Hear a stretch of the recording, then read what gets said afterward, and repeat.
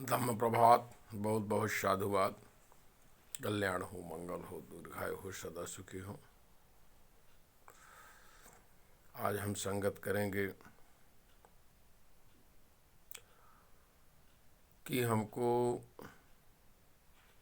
कैसे स्वस्थ संघ बनाना चाहिए, कैसे स्वस्थ तर्क करना चाहिए, कैसे स्वस्थ प्रतिस्पर्धा करना चाहिए, कैसे स्वस्थ इंक्रीजिंग अचीवमेंट करना चाहिए, अपने लक्ष्य को कैसे स्वस्थ रूप से पूरा करें। पहला बात ये है, हर राष्ट्रों में कहीं न कहीं क्रांति और प्रतिक्रांति बनी रहती है।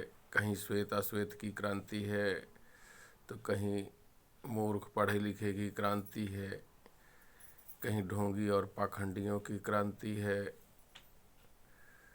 और गैर पाखंडियों का संघर्ष है। कहीं पर अन्याय और न्याय के बीच संघर्ष है। वर्तमान में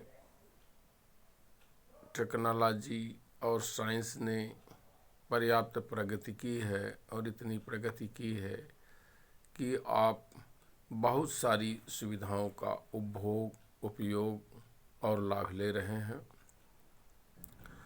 ऐसी स्थिति में जब हम विज्ञान का उपयोग करते हैं, विज्ञान के संसाधनों का उपयोग करते हैं, विज्ञान की सुविधाओं का उपयोग करते हैं, विज्ञान के आयामों का उपयोग करते हैं, तो हमें विज्ञान के युग के का भी उपयोग करना चाहिए।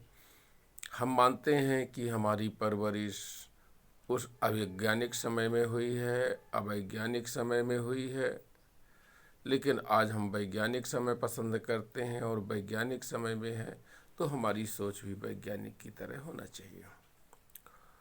हमारी सोच यदि सड़ी गली दकियानूसी, हम जी दिल्ली में रहे हैं, सोच हमारी गांव की है, हम जी अमेरिका में रहे हैं, सोच हमारी वह अंधविश्वास पाखंड तमाम तरह जो विकृतियां हैं उन पर है। हमारी सोच पॉजिटिव होनी चाहिए, हमारी सोच सम्यक होनी चाहिए। हमारे अंदर त्याग है, हमारे अंदर समर्पण होना चाहिए, हमारे अंदर सहानुभूति होना चाहिए, हमारे अंदर प्यार होना चाहिए, हमारे अंदर सहयोग होना चाहिए। अर्थात हम जो कुप्रथाएं हैं, कुरीतियां हैं, कुविचार हैं, उनको त्यागने की बात कर रहे हैं। और जो सुविचार हैं, सुकर्म हैं, सुगत हैं, आप उनको नहीं त्यागेंगे। वो तो आपके प्रत्येक जीवन के लिए और प्रत्येक समय में, प्रत्येक काल में आवश्यक है।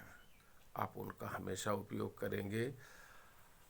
आज हमको चाहिए कि हम उत्तर भारत से लेकर दक्षिण भारत, पूर्व भारत से लेकर पश्चिम भारत और तमाम समूचे वर्ल्ड के लोग मिल कर के इस विज्ञान के युग का स्वागत करें और हमारा जो संबंध है वह बहुत ही मजबूत होना चाहिए। हम सुबह संगत करें, शाम को संगत करें और मजबूत इतना होना चाहिए कि मदद के लिए, कर्तव्य के लिए, अधिकार के लिए, जागरूकता के लिए हमारे अंदर एक जुनून होना चाहिए, दीवानापन होना चाहिए। संघ के लिए दीवानापन होना चाहिए। आज जो हम पाखंड से कर रहे हैं वह जानकारी से करें। आज जो हम अंधविश्वास से कर रहे हैं, अंधविश्वास से नहीं, वास्तविक विश्वास जानने के बाद करें और मानवता का काम करें। निश्चित रूप से हम भगवान के नाम से, अल्लाह के नाम से वो सब करने के लिए तैयार हो जाते हैं, लेकिन जब कोई चीज़ हम जान जाते हैं कि इसका कार्य ये है, कारण ये है, तब हम उस पर उपेक्षा करते हैं। उस पर हमारा दृढ़ता के साथ कार्य नहीं होता, समर्थता के साथ कार्य नहीं होता। अर्थात हम जिस युग का खा रहे हैं, जिस सामान का उपयोग कर रहे हैं, जिन साधनों का उपयोग कर रहे हैं, उनकी तौहीन कर रहे हैं और उनका हम सम्मान नहीं कर रहे हैं, बल्कि न जानने में ज़्यादा सम्मान करते थे और जानने के बाद हम कोई सम्मान नहीं कर रहे, कोई क्रिया और प्रतिक्रिया नहीं हो रहे। तो हमें समय के साथ चलना चाहिए। हमको उन पाखंडों को त्यागना चाहिए जो बहुजन हिताय बहुजन सुखाय लोक हिताय लोक सुखाय के मार्ग में बाधा पैदा होती हैं, जो समानता के मार्ग में बाधा पैदा होती हैं, जो समता स्वतंत्रता बंधुता न्याय के मार्ग में बाधा पैदा करते हैं। ऐसे दकियानुसी विचार, ऐसे दकियानुसी कार्यों और सोचों को त्यागना चाहिए, उससे बाहर निकलना चाहिए। और हम भारत राष्ट्र के प्रत्येक शहर और प्रत्येक गांव में हमारे बंधन मजबूत होंगे, संगत मजबूत होंगे, संघ मजबूत होगा। और समूचे वर्ल्ड के राष्ट्रों में हमको संघ और संगत मजबूत करने की आवश्यकता है। हम मानववादी लोग हैं, मानवता पूरी दुनिया में लाना चाहते हैं। ऐसा हमारा संकल्प होना चाहिए, ऐसे हमारी कार्यशैली होनी चाहिए, ऐसे हमारे कार्य और संव्यवहार होना चाहिए, तभी बात बन सकती है, और नहीं तो कोई बात बनने वाली नहीं है। ये क्रूरता करने वाले लोग, हिंसा करने वाले लोग, है ना, गिरोह बनाने वाले लोग आपको लगातार चलाते रहेंगे। यदि इनसे मुक्ति पाना है और सारी दुनिया में अमन चैन पाना है, प्राणी जगत का कल्याण करना है, तब आप सब लोगों को संघ के साथ रहना आवश्यक है। बुद्ध ने संघ की बात कही है। बुद्ध का धम्म दुनिया का सबसे प्राचीन धम्म है, सबसे प्राचीन धर्म है और सबसे प्राचीन सभ्यता है।